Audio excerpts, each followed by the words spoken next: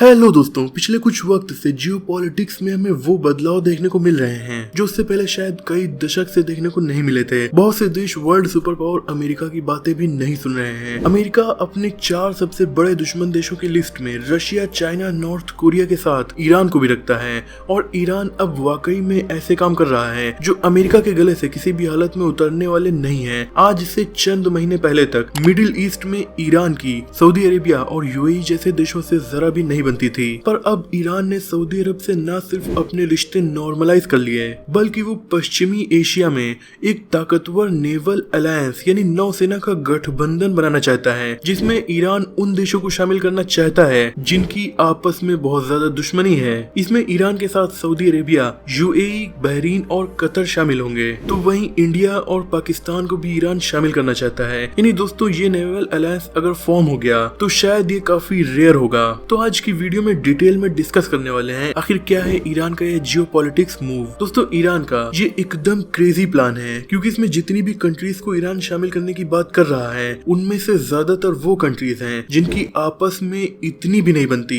कि एक देश के नागरिक दूसरे देश आसानी से जा भी नहीं सकते। इवन ईरान की भी इनमें से कुछ देशों से अभी तक नहीं बनती थी, जैसे कि सऊदी अरेबिया और कतर। 2017 में इनके रिश्ते आपस में इतने खराब हो गए थे कि सऊदी अरेबिया में हज के लिए भी कतर के नागरिक नहीं आ पा रहे थे। हालांकि 2021 में दोनों के रिश्ते नॉर्मलाइज तो हुए, पर अब भी ये एक अच्छे दोस्त नहीं है। वहीं इंडिया और पाकिस्तान के रिलेशन पिछले 75 सालों से कैसे हैं ये किसी को बताने की जरूरत भी नहीं है। पर दोस्तों, ईरान क्या चाहता है? इंडियन नेवी, पाकिस्तान की navy, Saudi, Qatar, Bahrain, UAE और ईरान की नेवी एक साथ मिल जाएं, क्योंकि दोस्तों पिछले कुछ सालों से अमेरिका की छवि भी थोड़ा खराब हुई है और कुछ देश उसे उतना पावरफुल नहीं समझ रहे जितना कि उसे पहले समझा जाता था। और मिडिल ईस्ट को भी अब लगने लगा है कि उसे अपनी सुरक्षा की जिम्मेदारी खुद उठानी होगी, वरना ऐसे तो मिडिल ईस्ट में अमेरिकी सेना के बहुत से बेसेस आज भी मौजूद हैं जिससे वो इनकी सिक्योरिटी का दावा भी करता है। पर सच्चाई यही है कि सऊदी, कतर, यूएई या कोई भी मिडिल ईस्ट का देश अमेरिका का इतना करीबी दोस्त नहीं हो सकता जितना कि मिडिल ईस्ट में इजराइल अमेरिका का करीबी है। और जब भी कोई ऐसा मौका आ जाएगा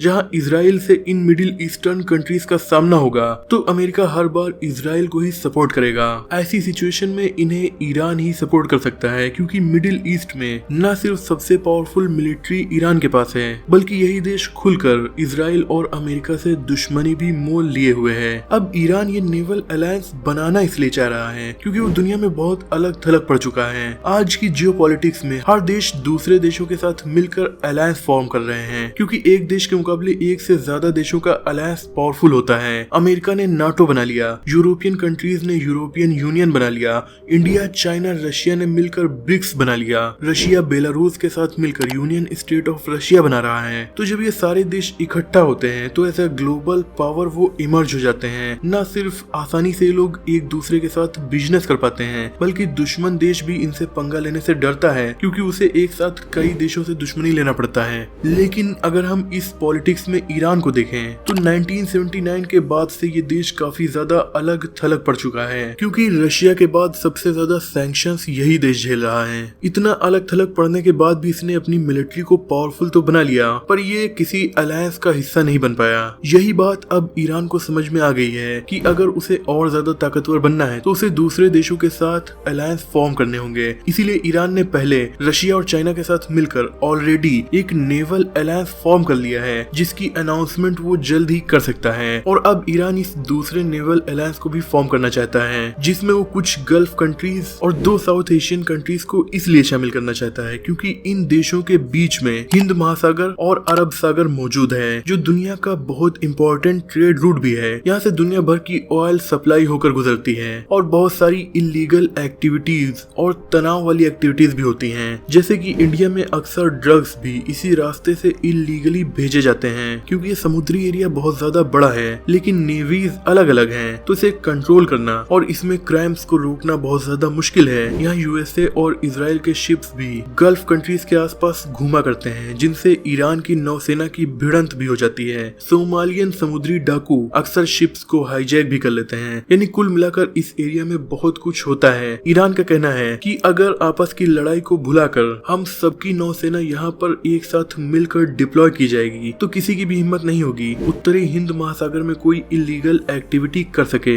हालांकि हालांकि दोस्तों इसका दूसरा पहलू यह है कि इससे ईरान को फायदा होगा, क्योंकि इस अलायंस का लीडर वो बन जाएगा। जो देश इसमें शामिल होंगे उससे इनकी दोस्ती बढ़ेगी और अमेरिका को तो बुरा लगेगा ही। पर दोस्तों जब से ये न्यूज सामने आई है कि ईरान इंडिया और पाकिस्तान को एक साथ शामिल करना चाहता है, तो सभी लोग काफी ज्यादा हैरान हैं कि इंडिया की नेवी और पाकिस्तान की नेवी एक साथ भला कैसे आ सकती है। पर अगर हम हिस्ट्री को देखें तो कई बार ऐसे इवेंट्स हुए हैं जिसमें इंडिया और पाकिस्तान की नेवी ने एक साथ मिलकर एक्सरसाइजेस और मिलिट्री ड्रिल्स की हैं। जैसे कि इस टाइम भी इंडोनेशिया देश में कोमोडो नेवल ड्रिल चल रही है, जिसमें एक दूसरे के बड़े दुश्मन देश एक साथ नेवल ड्रिल्स को परफॉर्म कर रहे हैं। इसमें चाइना और यूएस एक साथ हैं और इंडिया और पाकिस्तान की नौसेना भी इसमें शामिल है। हालांकि ऐसे इवेंट रेयर ही होते हैं पर इतिहास में हुए हैं, इसलिए ईरान का ये ड्रीम हो सकता है सक्सेसफुल भी हो जाए। पर ऐसा होना थोड़ा मुश्किल भी है, क्योंकि एक पहलू ये भी है कि वो जिन देशों को शामिल करना चाह रहा है उन मिडिल ईस्ट देशों की